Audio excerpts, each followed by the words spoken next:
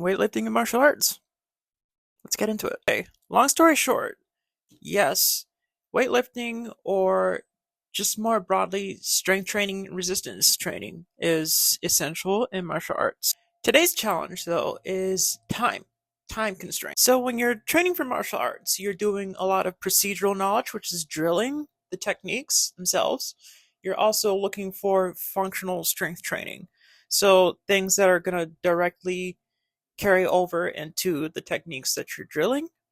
And then lastly, you need to be able to fit all of that stuff into your schedule. Like you should have a life. And even if you don't have a life because your entire life is training to compete professionally, there's only so much time that you can put your body under stress while you're training before you need to stop and rest. So you really want to be uh, efficient with the time that you're putting.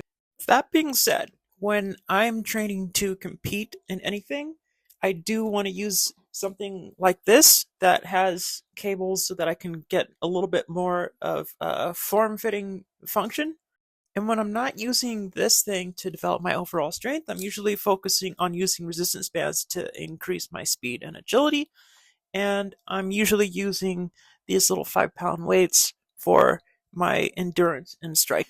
And then we also want to get a little bit more broadly. So I'm doing things like circle walking, where I'm able to work on stretching out my tendons and my fascia, because strength training is not just about the muscles. Yes, the muscles are important, but you need to also develop your tendons and your fascia so that you can transmit more power. And you also want to work on your stabilizers. So I'm saying this to say that you want to be more targeted about your weightlifting. It is a part of martial arts, and resistance training in general is a part of martial arts. Okay.